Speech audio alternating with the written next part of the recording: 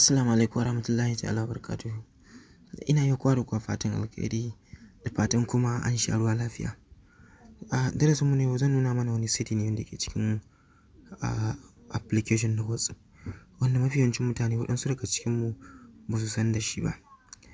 To amma kafin nan, idan wannan shine zuwanka na farko akan wannan channel tawa, kai ƙoƙari ka danna min alamar subscribe sannan kuma ka taɓa alamar ƙararrawa ta yadda za ka dinga samun shirye-shiryen da na saki. To yanzu me zamu yi? Kamar yadda nake zan nuna mana wani sirri da yake cikin WhatsApp. Yanzu sau da yawa wani lokaci za ka kalla kuna hira da mutum ko budurwanka ko wani, sai ka tura masa saƙo. Ya buɗe saƙon naka ya karanta, amma alamar stick nan da take fita, ka kalla wani lokaci zai nuna maka alamar stick blue, ba zai nuna maka ba. Kana tunanin mutumin nan ko kuma budurwan nan taka ba ta buɗe wannan saƙon naka ta gani ba, bayan kuma already ta riga ta kalla wannan saƙon. To yanzu ya za ka gane wannan alamar? Abu na farko da za ka zo ka gane shine sai ka zo ka shiga cikin WhatsApp ɗinka kamar haka. Bayan ka shiga cikin WhatsApp ɗinka kamar haka, ya buɗe ma wannan fuskan kamar haka. Abin da nake so in nuna mana anan shi, yanzu misali kamar a ce wannan Haidar ɗin nan, a ce muna hira da shi misali kamar yanzu, a ce muna hira kamar haka, sai in yi tafi in ce misali in ce assalamu alaikum, kuma in ce assalam misali. Kaga alamar saƙon gashi nan ya tafi, gashi nan kamar yadda kuke gani. To already yanzu kun kalla rubutun ɗin gashi nan alamar ya tafi, amma ba a buɗe saƙon ba. Yanzu misali tunda WhatsApp ɗin mu biyu ne, bari nuna mana misali sai ka koma baya kamar haka. Sai mu zo mu shiga cikin WhatsApp namu ɗaya gashi nan. Shine wannan WhatsApp, business WhatsApp ɗin nan. Wannan WhatsApp ɗin da shine muke yin wannan abu. Gashi nan. Sai mu shiga cikin shi wannan wato ainihin WhatsApp ɗin namu na biyun nan. Kamar haka. Bayan mun shiga already ga saƙon da muka tura. In kalla already yanzu gashi mun riga mun buɗe saƙon. To yanzu ka kalla mun buɗe wannan saƙon kenan. To yanzu da muka buɗe wannan saƙon, wancan Haidar wanda ya tura min wannan saƙon, already idan ka koma baya cikin wancan saƙon nashi na farko, za ka kalla ya nuna maka alamar an buɗe saƙon. Yau ka kalla yanzu gashi nan alamar blue.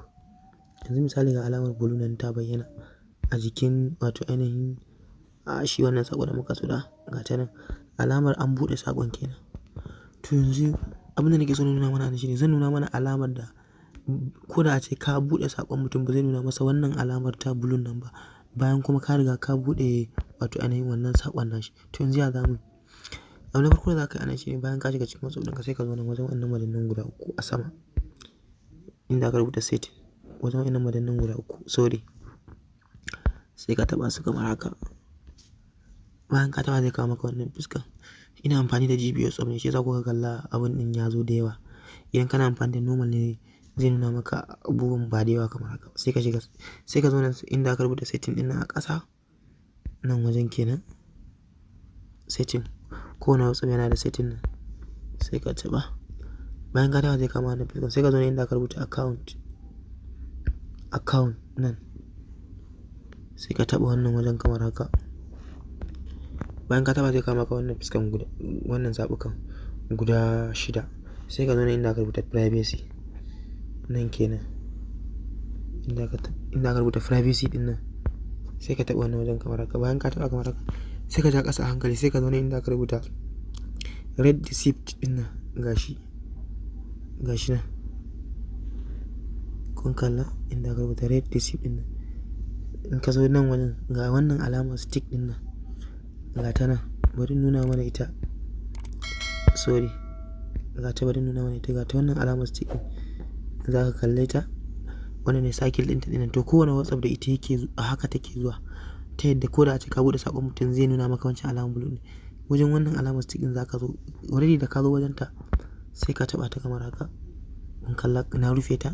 To yanzu da zarar ka bar ta haka, ko da ace mutum ya tura maka saƙo, to misali ko da ace ka buɗe wannan saƙon ne, to babu yanda za a yi ya nuna maka alamar ka buɗe wannan saƙon. Yanzu misali bari nuna muku abin da nake nufi. Yanzu already mun riga mun rufe ta. Yanzu mun rufe ta a kan wannan WhatsApp, GB WhatsApp ɗin namu. Yanzu misali kamar wannan Haidar ɗin da ya min magana. Kun kalla? Bari ku kalla idan ya koma ya sake min magana. Misali a WhatsApp ɗin shi, ga WhatsApp misali ga shi. Sorry, ku ɗan yi haƙuri. Misali ga WhatsApp ɗin nan. Wannan recording ɗinmu ne.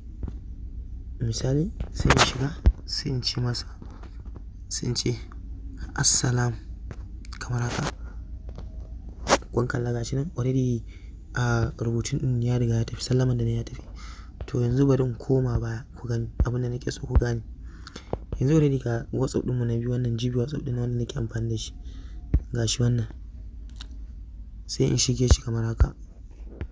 Bayan na shige shi kamar haka, misali ga saƙon da Aliyu ya tura min, sai in shiga kamar haka. Kun kalla already na riga na buɗe saƙon.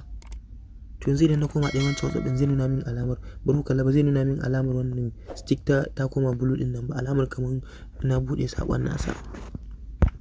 To yanzu bari ku kalla ga WhatsApp ɗin namu. Kun gani? Already na buɗe saƙon amma ya nuna min alamar blue nan, alamar blue. Kuma already na riga na karanta saƙon shi.